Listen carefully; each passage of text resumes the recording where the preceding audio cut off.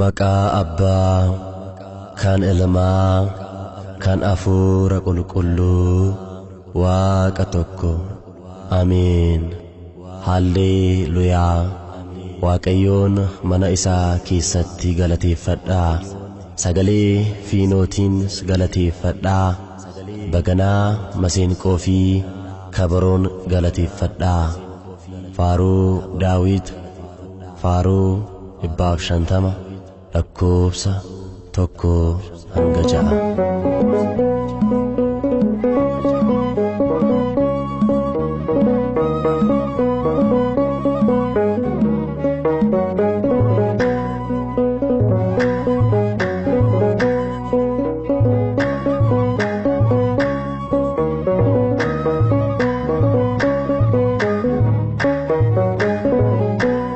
Akka Daawit baganaane, akka Izraa maseenqoone, akka Maariyaam kabaroone, Sillaasee faarfannaa bara baraane.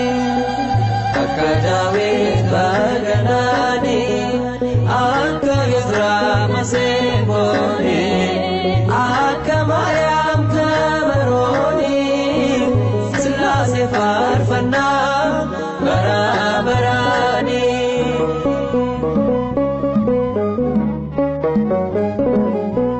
Suuraafel kiirubeelli jajatu, sodaa fuulannaan fuula isaa dhaabbatu.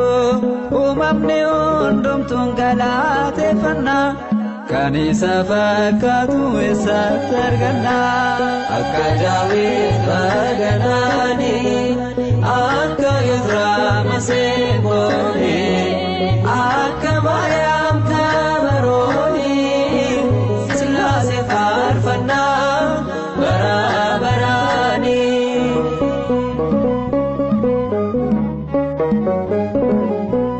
Maqaa isaan cuuphamne mucuma arganne, dhiigalmaan bitamne isaan fayyine.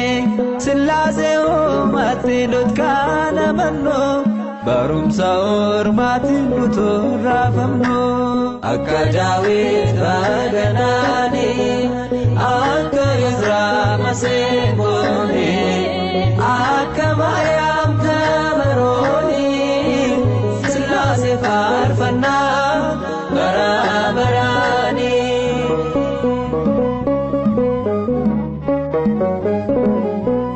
Halleluuyaa jennaa Sillaasee fi numeera akka waaqessinuufi.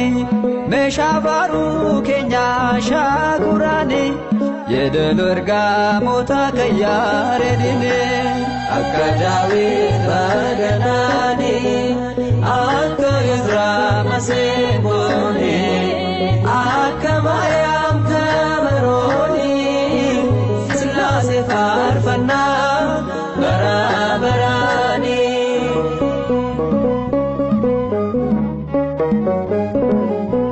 Afaan keenya ililleedhaan guutame, tasumaallee yoomnu isaatti amanne. Yoomiyyuu taanaan isa abdiin keenya, maqaa isaatiin moona diina keenya.